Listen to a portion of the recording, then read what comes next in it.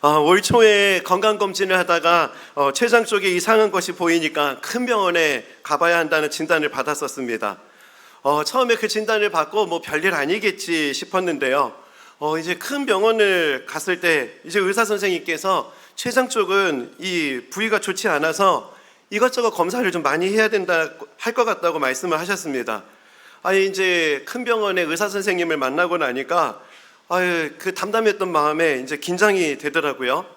그리고 또 이후에 이제 이것저것 이제 검사를 진행하면서 혹시 문제가 있으면 어쩌나 하는 생각이 들기도 했습니다. 이 결과를 쭉 이렇게 하다가 나중에 이제 의사 선생님께서 그러시는 거예요. 조직 검사도 좀 해봐야 되겠다고. 이제 결국에 이제 조직 검사까지 한다는 이야기를 들으니까요, 여러 생각이 좀 들었습니다. 이제 검사 결과 우리 성도님들은 아시겠지만 그 췌장에 그 별다른 이상이 없다, 그냥 좀 혹이 있다, 이런 결과를 받았거든요. 근데 저는 이 과정을 지나면서요, 이제 건강에 자신하면 안 되겠다, 이제는 좀 건강 관리에 신경을 좀 써야 하겠다, 이런 경고로 또 이런 상황을 받아들이게 되었습니다. 사실 예전에는 제가 건강 관리 이런 거 따로 하지 않았거든요. 그냥 아무거나 먹고 뭐 수면도 불규칙하고 또 뭐 운동도 뭐 운동이라고 해봐야 숨쉬기 뭐 이 정도 수준이고, 컨디션 좀 좋으면은 한 달에 한 번 정도 자전거 타는 거, 이게 뭐 제 전부였습니다. 근데 올 초에 이런 일들을 겪으면서요, 제 삶에 많은 변화가 생겼습니다. 지금은 뭐 매주 달리기 한 40km 이상씩 일주일에 하고 있고요. 그리고 옛날에는 뭐 식습관도 많이 바뀌었어요. 옛날에 먹지도 않았던 샐러드 건강한 음식 뭐 이런 거 잘 챙겨 먹습니다. 뭐 꾸준하게 운동도 하고 이 뭐 건강한 것들 이제 챙겨 먹으니까요, 지금은 몸이 많이 좋아졌습니다. 제가 오늘 설교를 왜 이런 이야기를 하냐면요, 지난주에 이어서 우리가 사울의 모습을 쭉 보고 있는데요, 제가 이제 사울의 모습을 보는데 제가 연초에 겪었던 일들과 사울의 그 상황이 참 오버랩되는 게 많다는 것을 느꼈기 때문입니다. 지난 주일 우리가 사울의 모습을 보았잖아요. 그 구약 사울의 초기의 모습이 얼마나 순수하고 겸손했습니까? 하나님께서 이스라엘의 초대 왕으로 그렇게 세우실 만큼 하나님께서 인정한 사람이었습니다. 그러나 그가 이제 왕이 된 이후로 갈수록 하나님과 멀어지고 결국은 몰락의 길을 가잖아요. 사무엘상 15장 11절입니다. 내가 사울을 왕으로 세운 것을 후회하노니 그가 돌이켜서 나를 따르지 아니하며 내 명령을 행하지 아니하였음이니라 하신지라. 사무엘이 근심하여 온 밤을 여호와께 부르짖으니라. 여기서 하나님께서 후회하실 정도로 사울이 엉뚱한 삶을 살았다는 거예요. 이것을 신학적으로 좀 오해해서요, 하나님이 어떻게 후회하실 행동을 하시냐 이럴 수 있는데요, 이게 이제 신학 기록 기법으로 신인 동영론이라고 하는 기법입니다. 위대하신 하나님을 인간으로 묘사해서 표현하는 문학 기법이 이게 신인 동영 기법이거든요. 어찌됐든 하나님께서 사울의 그 모습을 후회하실 만큼 사울이 하나님과 너무나 동떨어진 삶을 살아갔고, 그런 상황에서도 돌이키지 않았다는 거예요. 사울의 몰락의 과정이 그냥 한순간에 일어난 사건이 아니었고요, 여러 과정 속에 작은 증상들이 있었고 징조들이 있었는데, 그것을 무시하고 방치하고 쌓여진 영적 침체의 결과가 사울의 몰락이었다는 겁니다. 그런데 이스라엘의 사울 다음의 왕이죠, 다윗은요, 똑같이 영적 침체를 겪고 있고 영적 침체의 증상이 있었을 때 사울과 전혀 다른 반응을 보이거든요. 다윗이 범죄합니다. 그리고 선지자의 경고를 듣습니다. 이런 상황에 빠질 정도로 영적 침체에 빠졌을 때 사울과 달랐던 다윗의 간구가 있어요. 그때 다윗이 이렇게 간구하거든요. 나를 주 앞에서 쫓아내지 마시며 주의 성령을 내게서 거두지 마소서. 사울도 다윗도 똑같이 영적 침체를 겪었는데 그럴 때마다 여러 증상들, 여러 경고가 있었거든요. 그랬는데 사울과 다윗의 결정적인 차이는 성령을 구했느냐 구하지 않았느냐, 이런 게 사울과 다윗의 결정적인 차이였다는 겁니다. 제가 이런 지점을 묵상하면서 만약에 구약의 사울이 다윗처럼 영적 침체의 증상을 겪고 여러 경고들이 있을 때 그것을 외면하지 않고 성령을 구하고 성령의 도우심을 붙잡았으면은 참 그의 인생이 너무나 달라졌을 텐데 하는 생각을 해보게 되었습니다. 이처럼 성경에서 이 사울의 몰락의 과정들을 자세하게 기록했다는 것은요, 이런 사울의 모습을 우리의 반면교사 삼으라는 거거든요.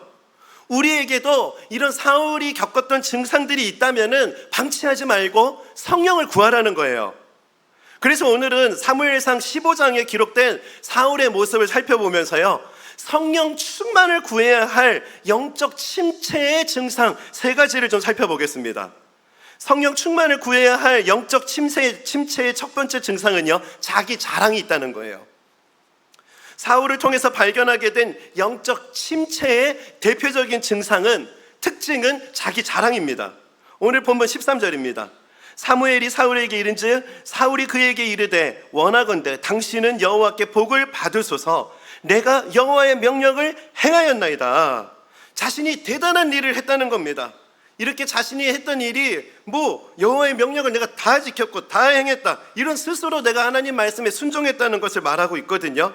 이런 사울을 향해서 선지자 사무엘이 이렇게 말합니다. 19절입니다. 어찌하여 왕이 여호와의 목소리를 청종하지 아니하고 여호와께서 악하게 여기시는 일을 행하였나이까. 온전한 순종이 아니라는 거예요. 지금 사울의 상태는요, 말씀을 청종하지 않고 오히려 악한 일을 하고 있다는 겁니다. 그럼에도 사울은요, 자신은 지금 충분히 순종하고 있다고 말하고 있어요. 20절입니다. 사울이 사무엘에게 이르되 나는 실로 여호와의 목소리를 청종하여 여호와께서 보내신 길로 가서 아말렉 왕 아각을 끌어왔고 아말렉 사람들을 진멸하였으나, 말씀대로 순종했다는 거예요. 이 이상 어떻게 순종하냐는 겁니다. 하나님의 말씀은 불완전한 순종이라고 하는데 사울 자신은요, 자신의 순종에 만족하고 있어요. 그리고 자신의 순종을 너무나 자랑스럽게 말하고 있는 겁니다. 제가 여기서 아주 중요한 점을 발견했습니다. 우리가 흔히 영적 침체 이렇게 얘기할 때 기도가 좀 안 되고 마음이 힘들고 좀 이런 이야기를 이런 상태를 영적 침체로 생각을 하는데요, 오늘 사울의 모습을 통해서요, 본질적인 영적 침체의 모습은요, 잘못된 자기 만족에 빠져서 자기 자랑이 많아지는 것, 이게 영적 침체의 모습이라는 것을 발견한 거예요. 불순종을 순종이라고 착각하고 부분적인 순종을 대단한 순종인 것처럼 포장하고 그렇게 자랑하는 상태, 그게 바로 영적 침체의 대표적인 모습이라는 겁니다. 저는 분립개척 이제 4년 차가 되면서요, 저는 정말 위기를 느끼고 있습니다. 그러면서 자꾸 사울의 모습을 떠올려 보고 있거든요. 그러면서 성령 충만, 이게 요즘 제 간절한 기도 제목이에요. 하나님의 기준으로 볼 때 참 부족한 게 많은데 스스로 자기 만족에 빠져서 이만하면 됐지, 이런 모습이 제 안에 정말 많다는 것을 제가 부인할 수가 없습니다. 새벽 4시 들어가서 한두 시간 잠자고 나오고 3년간 이만하면 됐지, 일주일에 이메일 100통 이상을 받으면서 답장도 보내야 되고 신방도 하고 교회 구석구석을 살펴야 되는 수많은 사역들을 감당해야 되는데 내가 이만하면 됐지, 내가 이 이상 어떻게 하나, 이 정도면은 좀 잘하고 있는 거 아닌가? 이런 자기 만족에 빠질 때가 제 안에 정말 많더라고요. 그리고 또 한편으로는 우리 후배 교역자들에게 이렇게 하면 된다, 그리고 이렇게 하고 저렇게 하면 안 된다, 그럴 때 나는 이렇게 했다, 후배들이 말씀대로 잘 성장하기를 바라는 마음에서 제가 이렇게 한 조언들인데요, 그 속에서 제가 자기 자랑이 있다라는 독소를 발견한 거예요. 이런 내 안에 그런 잘못된 모습들을 보면서 요즘 참 두려움을 느끼고 있습니다. 이처럼 자기 자랑이 많아지는 현상, 이만하면 됐지, 이 이상 어떻게 해, 이런 자기 만족이 많아지는 것, 이게 영적 침체에 빠져가는 증상이라는 것, 요즘에 이것을 자각하고요, 하나님 앞에 성령 충만을 구하고 있습니다. 여러분은 어떻습니까?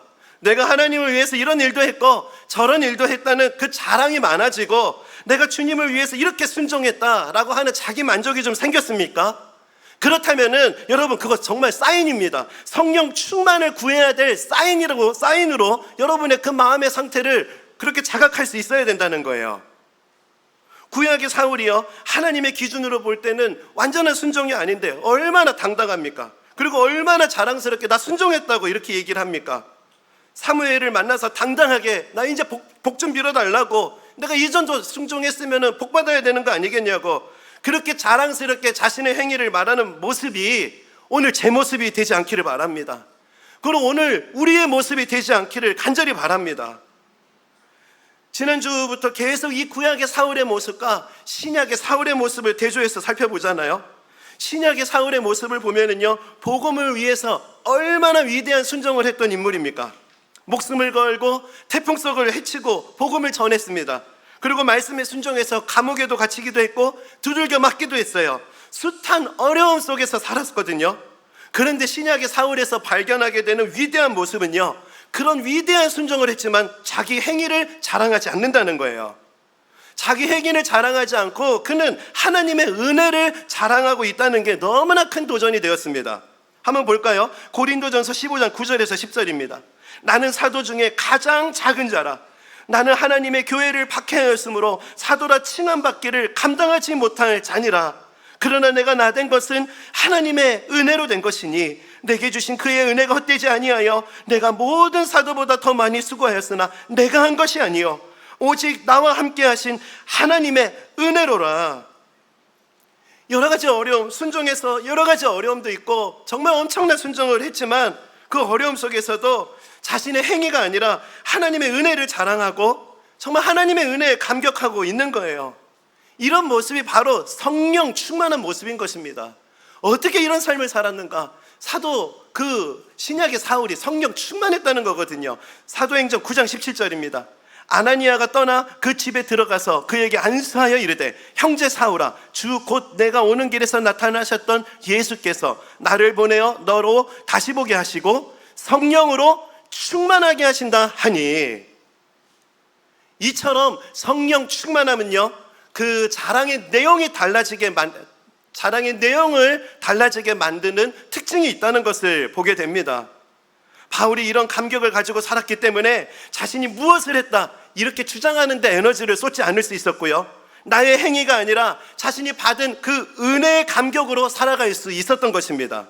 나는 자격 없는 인간인데, 만삭되지 못한 자 같은 인생인데 하나님께서 나 같은 자를 용서하시고 사랑하셨다. 이전에는 자신의 행위와 출신을 자랑하는 인생이 성령 충만함을 받고 나니까 하나님의 은혜만을 자랑하는 사람으로 뒤바뀌어졌던 거예요. 여러분, 오늘 우리의 모습을 한번 돌아봤으면 좋겠습니다. 요즘 우리의 입술에서, 내 마음에서 자주 고백되는 말은 무엇입니까? 내가 얼마나 순종하는 사람인가를 강조하는 말이십니까? 아니면은 하나님의 은혜로 살고 있다는 고백이십니까? 성령 충만함의 은혜를 통해서 우리의 자랑의 내용이 오직 하나님의 은혜로 변화되는 역사가 오늘 우리의 삶 속에 나타나게 되기를 간절히 소원합니다. 두 번째, 영적 침체의 두 번째 증상은요, 책임 전가라는 거예요. 사울이 영적으로 침체되고 있던 증상은 책임을 전가하고 변명이 많아졌다는 것을 통해서 보게 됩니다. 아말렉을 진멸하라, 이 하나님의 말씀에 당당히 순종했다고 사울이 얘기하니까요, 선지자 사무엘이 묻습니다. 14절입니다. 사무엘이 이르되 그러면 내 귀에 들려오는 이 양의 소리와 내게 들리는 소의 소리는 어찌 됨이니까 하니라. 이에 대해 그 사울의 답변을 보십시오. 15절입니다. 사울이 이르되 그것은 무리가 아말렉 사람에게서 끌어온 것인데 백성이 당신의 하나님 여호와께 제사하려 하여 양들과 소들 중에 가장 좋은 것을 남김이요. 자신의 불순종을 지적하고 있는데 무리 때문이라고, 백성들 때문이라고 책임을 전가하고 있습니다. 그리고 또 여기서 하나님께 드리기 위한 것이라는 명분을 가지고 변명을 하고 있어요. 사울이 여기서 끝이 아니에요. 21절을 보면은요, 사울은 자신의 불순종은 백성들 때문이라고 또다시 책임을 전가합니다. 21절. 다만 백성들 때문에 그 마땅히 멸할 것 중에 가장 좋은 것으로 길갈에서 당신의 하나님 여호와께 제사하려고 양과 소를 끌어왔나이다. 이처럼 영적 침체의 증상은요, 말씀 앞에서 변명이 많아지는 것, 책임 전가가 많아지는 것. 책임 전가가 많아진다라고 하면은 영적으로 내가 지금 병에 들었구나, 이것을 자각해야 한다는 겁니다. 여러분, 교회도 마찬가지입니다. 여러분, 건강한 교회, 병든 교회를 구분할 수 있는 잣대가 있습니다.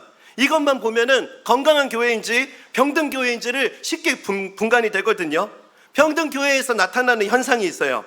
혹시라도 이전에 건강하지 못한 교회에서 신앙생활 하신 분들 한번 떠올려 보시기 바랍니다. 어떤 현상이 많습니까? 건강하지 못한 교회, 병든 교회의 특징은 책임 전가가 많습니다. 목사가 저 모양이니까 교회가 이러지, 성도가 저러니까 은혜가 안 되지, 순장은 순원 잘못 만나서, 순원은 순장 때문에, 이렇게 책임 전가가 많은 모습들이 병들었다는 공동체의 특징이다라는 겁니다. 이런 원리는 교회뿐만이 아닙니다. 가정에도 동일하게 적용되거든요. 영적으로 병든 가정이 두드러진 특징도 책임 전가예요.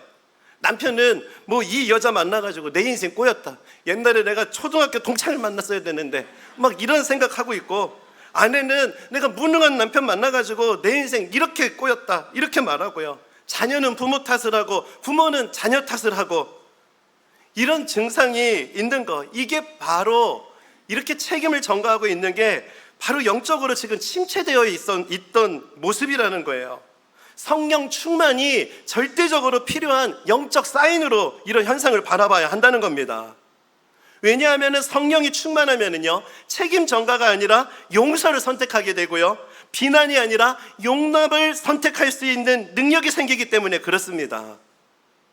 저는 2주 전 창립 3주년 감사 예배를 드리면서요, 초대교회에 부어진 성령 충만의 그 은혜를 구하는 게 제 지금 간절한 기도 제목이 되었습니다.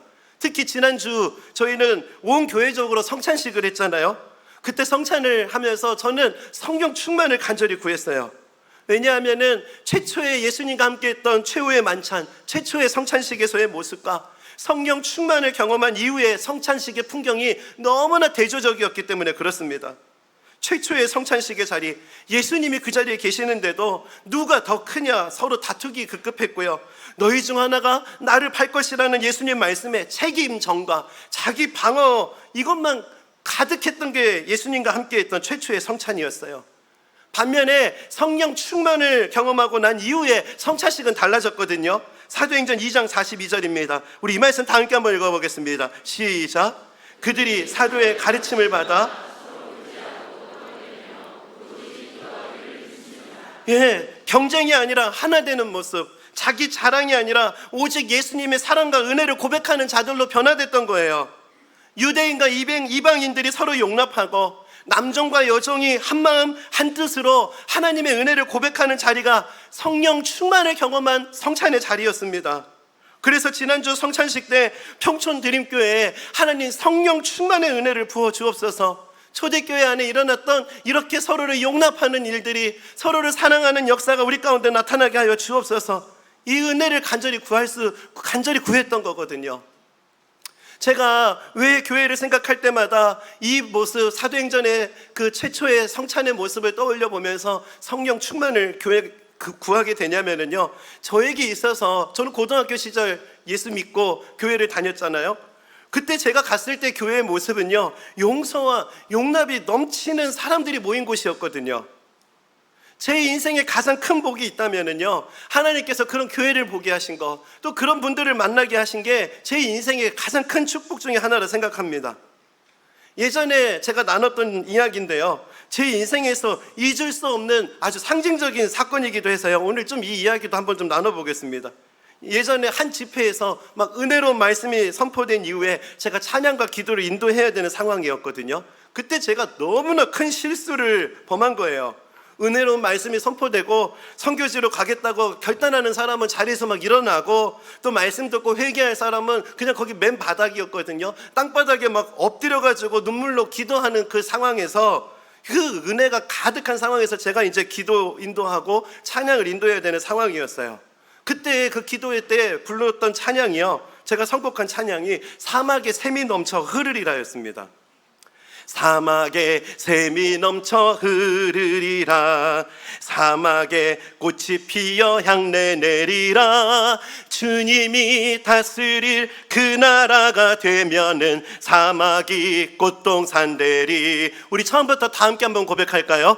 사막에 샘이 넘쳐 흐르리라, 사막에 꽃이 피어 향내 내리라, 주님이 다스릴 그 나라가 되면은 사막이 꽃동산 되리.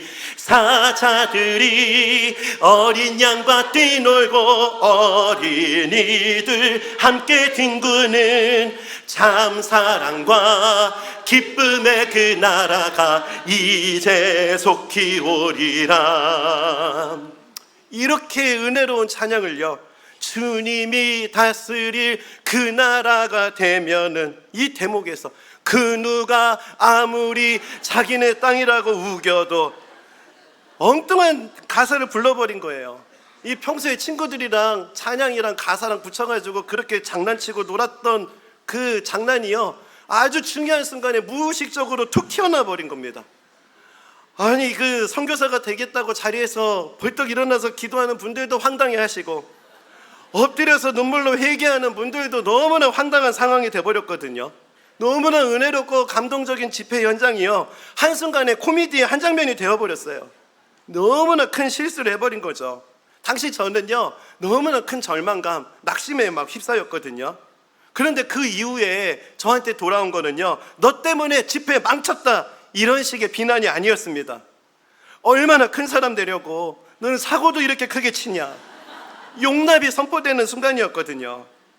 제가 이 말씀을 준비하다가 깨닫게 된 게 있어요. 그동안 저는 만남의 축복, 이런 축복을 이야기할 때요, 저는 인격이 훌륭하신 분들을 만났다 이렇게 생각했는데, 하나님이 그게 아니라는 것을 이번 설교를 통해서 알게 해주셨어요.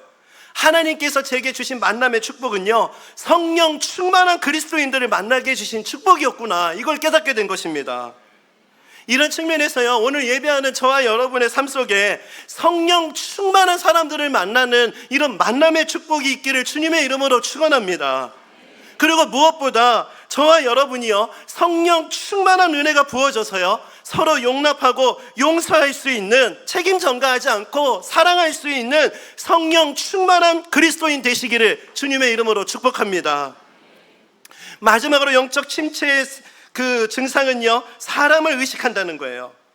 하나님보다 사람을 더욱더 의식하게 된다는 거. 오늘 본문 24절입니다. 우리 이 말씀 다 함께 한번 읽어보겠습니다. 시작. 사울이 사무엘에게 이르되 내가 범죄하였나이다. 내가 여호와의 명령과 당신의 말씀을 어긴 것은 내가 백성을 두려워하여 아말렉의 모든 것들을 진멸하라는 하나님의 명령이 있었는데요, 백성들의 반응이요, 이렇게 귀한 것들을 다 진멸해야 하냐는 거예요. 왜 진멸해야 되냐는 거예요.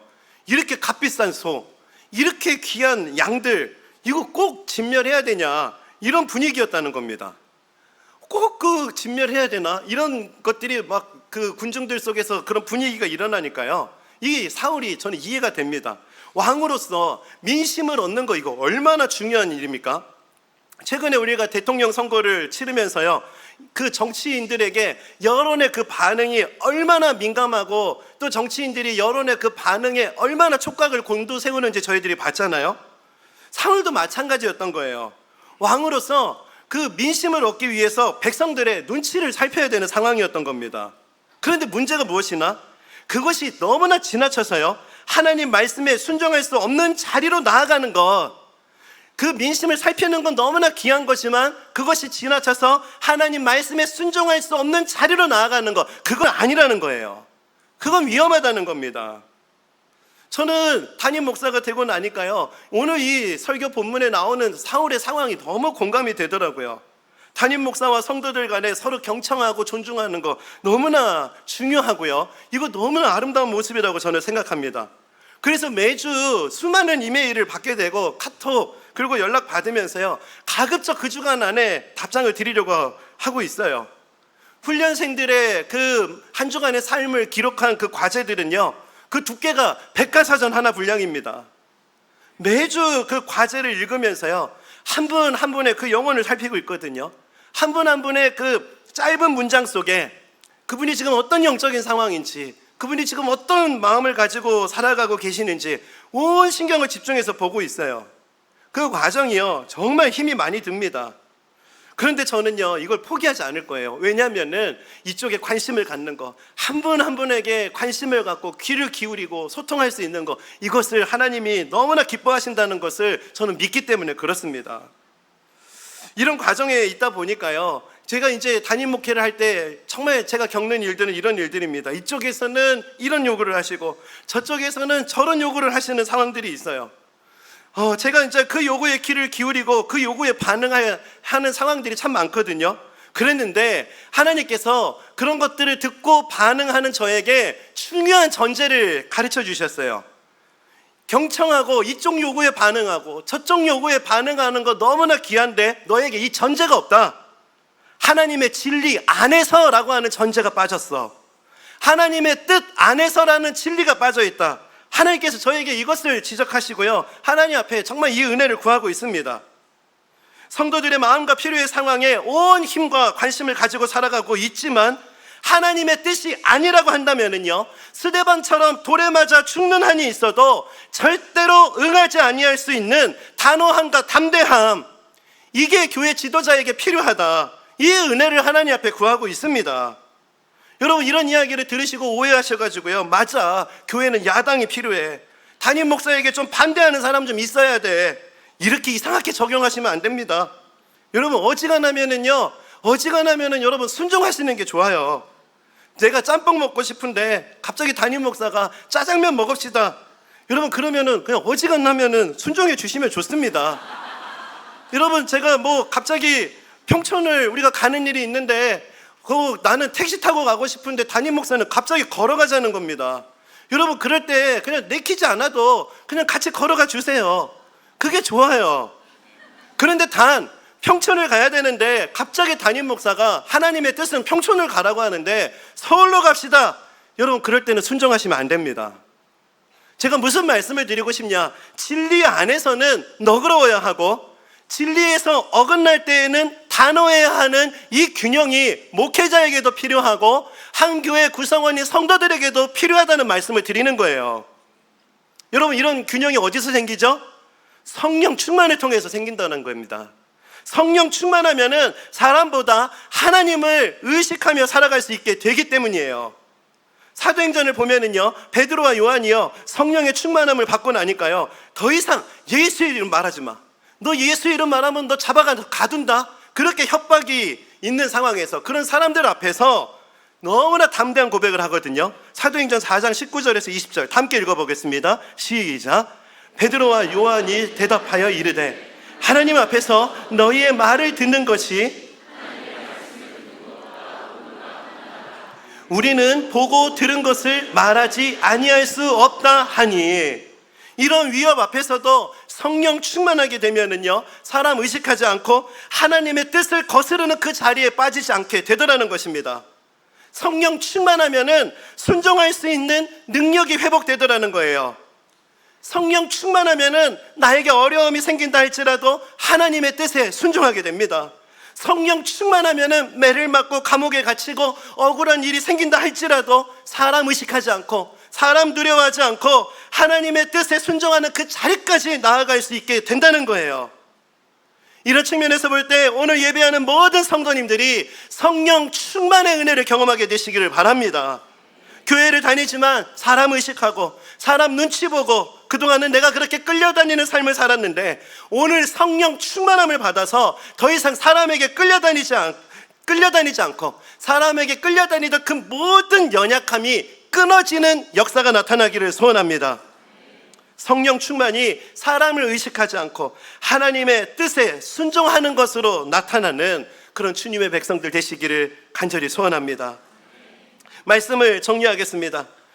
최근에 제가 참 저 자신을 또 교회를 돌아보는 일이 있었습니다. 최근 한 성도님이 큰 사고를 당하셔서요, 그 사고로 인해서 다리를 절단해야 되는 수술을 앞두고 있다, 이런 긴박한 소식을 타 교회 성도로부터 듣게 됐어요. 제가 너무 놀래가지고 그 사고를 당하신 성도님에게 전화를 드렸거든요. 근데 성도님이 또 너무 가슴 아픈 말씀을 하시는 거예요. 목사님, 교회가 생각났고 기도 부탁하고 싶은데 제가 교회 출석도 잘 못하고 있고 예배도 잘 못 드려서 참 염치가 없어서 연락을 못 드렸어요. 제가 그 이 말씀을 들으니까요, 너무너무 죄송했고 너무 마음이 참 하나님 앞에서 회개하고 또 교회를 돌아보는 시간을 가지고 있습니다. 그래서 그 일 이후로 우리 교육자들과 함께 교회 구석구석 은혜의 사각지대가 없는지, 은혜의 사각지대에 계시는 성도님들에게 우리가 더 관심을 가지고 더 집중하자, 그렇게 하면서 지금 교회적으로 기도하고 있습니다. 그리고 이제 그 성도님을 이제 신방을 병원에서 하게 됐어요. 하나님 앞에 간절히 기도하면서, 하나님, 제가 정말 이런 상황에 있는 성도님에게 어떤 말씀을 전해야 될지, 어떤 말씀으로 위로해야 될지 하나님 한 말씀만 말씀해 달라고. 그때 하나님께서 제게 주신 말씀이요, 사도행전 3장 6절에서 8절입니다. 베드로가 이르되 은과 금은 내게 없거니와 내게 있는 이것을 내게 주노니 나사렛 예수 그리스도의 이름으로 일어나 걸으라 하고, 오른손을 잡아 일으키니 팔과 발목이 곧 힘을 얻고 뛰어서서 걸으며 그들과 함께 성전으로 들어가면서 걷기도 하고 뛰기도 하며 하나님을 찬송하니. 처음에 이 말씀 받고요, 성도님 신방 가기 전에, 하나님, 성도님 정말 다리 절단하는 수술하지 않게 해주시고 신경과 세포 하나하나가 연결되고 회복되어서 하나님 일어나게 하여 주옵소서. 이 약속의 말씀인 줄 믿습니다. 그렇게 하나님 앞에 기도했는데요, 하나님께서 그런 벌떡 일어나는 역사뿐만이 아니라는 것을 깨닫게 해주셨어요. 벌떡 일어나는 그런 단회적인 사건을 그 성도님에게 선포해야 할 것이 아니라, 그 성령 충만의 역사는 걷기도 하고 뛰기도 하면서 성전에서 하나님을 찬양하는 역사가 나타나게 될 거라는 거예요. 여러분, 걷는 것은 단회적인 사건이 아닙니다. 걷는 것은 평생의 기적이 될 것이라는 약속이었어요. 성도님과 이 말씀을 나누고요, 성도님 일어나게 되실 거라고, 그리고 성도님 걷기도 하고 뛰기도 하고 함께 성전에서 하나님을 찬양하게 될 거라고, 그렇게 간절히 기도하고 왔어요. 그런데 참 오늘 새벽에 말씀을 준비하는데, 하나님 앞에 성령 충만을 구할 때 하나님께서 성도님과 함께 있었던 이 기도 제목을 온 성도님들에게 좀 공개적으로 나누라고, 또 선포하라는 도전을 주셨습니다. 사실은 제 안에 부끄러운 모습은요, 이렇게 선포해놓고 안 되면 어떻게 하지 하는 두려움이 너무 컸어요. 그리고 제 성향은요, 좀 이런 것들을 공개적으로 말할 수 있고 또 선포할 수 있는 담대함이 별로 없습니다. 그런데 하나님께서 성령 충만을 구했다면은 사람 의식하지 말고 결과를 두려워하지 말고 하나님이 주신 그 말씀을 담대하게 선포하라는 도전을 주셨어요. 그리고 제가 이 하나님의 도전 앞에 성도님에게 연락드렸어요. 성도님, 이제 온 교회가 성도님 위해서 기도할 거라고. 하나님께서 성도님 아픈 다리를 치유해 주셔서 일으켜 주시고 걷기도 하고 뛰기도 하며 하나님을 찬양하게 하는 새 삶으로 이끌어 주실 거라고, 저는 그렇게 하실 줄 믿습니다. 여러분, 성령 충만을 여러분 한순간에 뜨거운 거 받아서 감정 격해지는 걸로 오해하시면 안 돼요. 성령 충만은 걷기도 하고 뛰기도 하고 하나님을 찬양하는 삶을 살아가는 능력인 것입니다.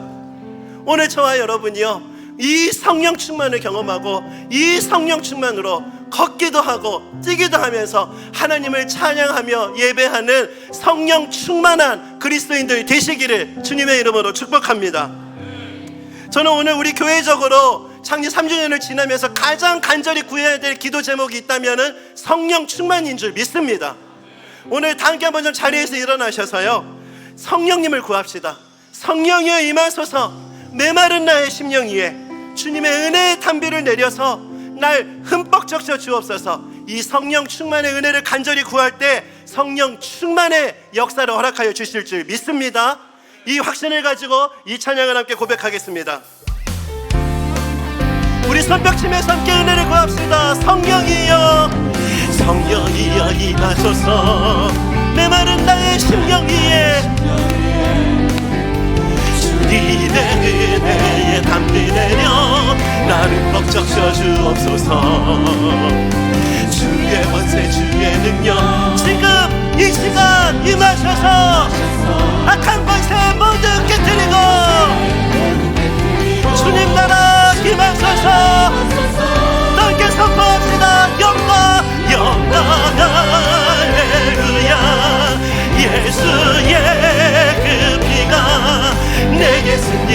주네 구원이 되시네. 영광 할렐루야 할렐루야. 예수의 이름이 능력되네.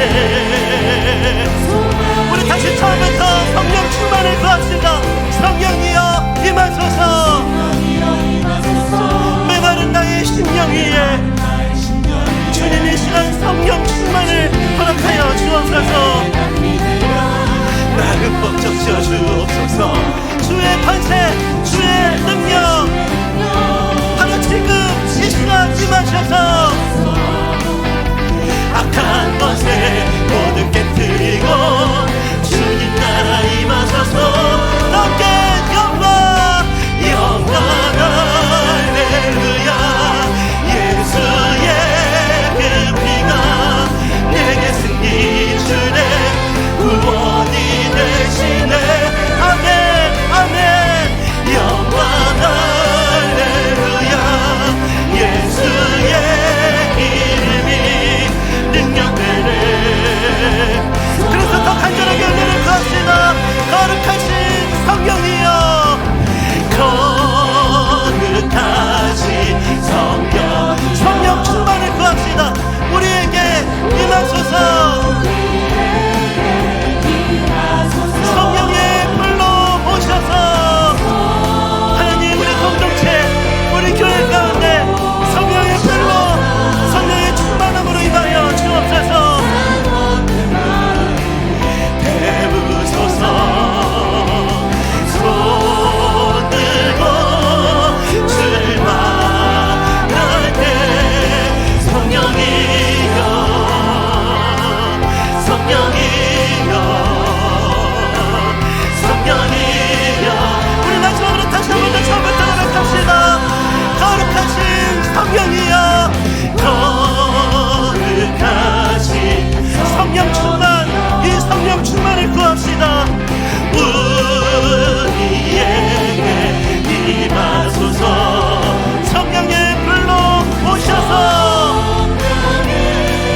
불로 오셔서 세상 얻는 마음 모든 영적 침체가 떠나가고 성령의 능력으로 우리를 새롭게 하시는 예배가 되게 하여 주옵소서.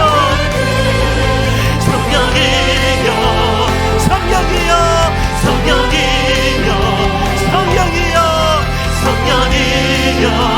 우리 마지막으로 더 간절하게 성령이여 성령이여 성령이여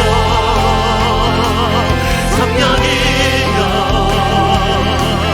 성령이여 임하소서. 여러분 영적 침체는 그냥 기도 좀 안 되고 마음 울적하고 이런 게 영적 침체가 아니에요. 혹시 자기 자랑이 많아지고 자꾸 책임 전가가 많아지고 사람을 의식하고 있다면 지금 영적 침체의 상태예요. 여러분 오늘 이 시간 성령의 충만함을 구했으면 좋겠습니다. 하나님 아버지 은으로 줄 수 있는 수준의 은혜, 금으로 줄 수 있는 수준의 그 은혜를 은혜라고 고백하지 않고 예수 그리스도의 이름의 능력 성령의 충만함을 오늘 우리 가운데 허락하여 주시옵소서. 우리의 삶에 우리의 가정에 우리 교회에 성령 충만을 허락하여 주옵소서. 오늘 이 은혜를 구하며 우리 각자의 기도 제목 가지고 학습에서 함께 기도하시겠습니다. 하나님 아버지 은혜를 구합니다. 주여 성령 충만을 주옵소서. 주여 성령 충만으로 우리를 일으켜 주옵소서. 아버지 하나님 한순간에 감정적으로 뜨거워지는 그런 일시적인 사건이 아니라 걷기도 하고 뛰기도 하며 하나님의 차이를 처할 수 있는 이 성령의 충만함의 역사, 하나님 아버지 오늘 우리의 삶에 이 은혜를 하나님 허락하여 주실 줄 믿습니다.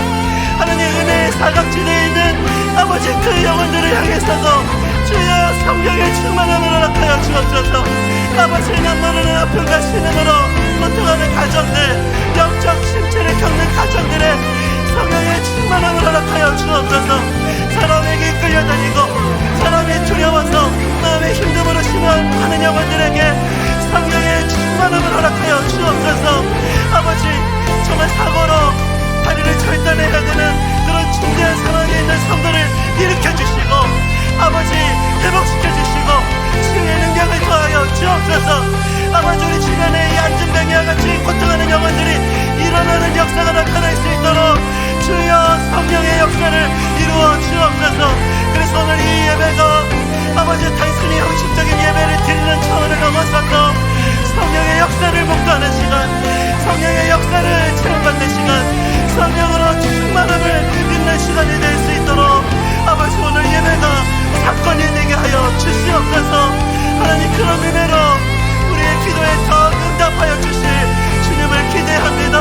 우리의 기도를 통해 성령으로 역사하실 주님을 바라봅니다. 그렇게 일하실 주님을 찬양합니다.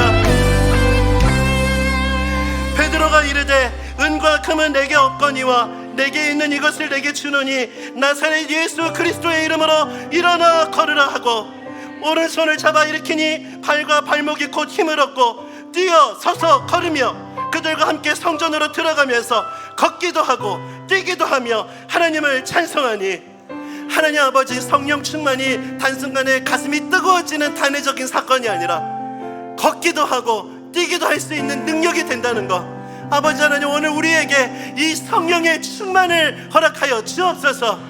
아버지 은혜의 사각지대에서 신음하고 있는 영혼들 아버지 하나님 그들에게 성령의 충만함을 허락하여 주옵소서.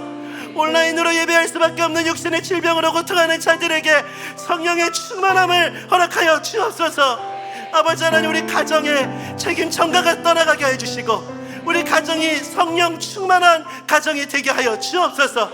우리의 일상의 삶에 사람을 의식하고 사람이 두려워서 끌려다니고 아버지 이런 연약함이 오늘 끊어지는 사건이 일어나게 해주시고 성령의 충만함을 가지고 진리 안에서 믿음으로 나아갈 수 있는 능력을 체험받는 주일 예배가 되게 하여 주시옵소서. 우리 주 예수 그리스도의 은혜와 하나님 아버지의 다함없는 사랑하심과 성령 하나님의 감동감화 위로 교통하심의 역사하심이 오늘 주신 말씀을 마음에 담고 성령 충만함을 구하며 하나님의 은혜를 따라 살아가기로 다짐하며 예배하는 모든 주의 자녀들 머리 위에 지금부터 영원까지 항상 함께 하시기를 간절히 축원하옵나이다. 아멘.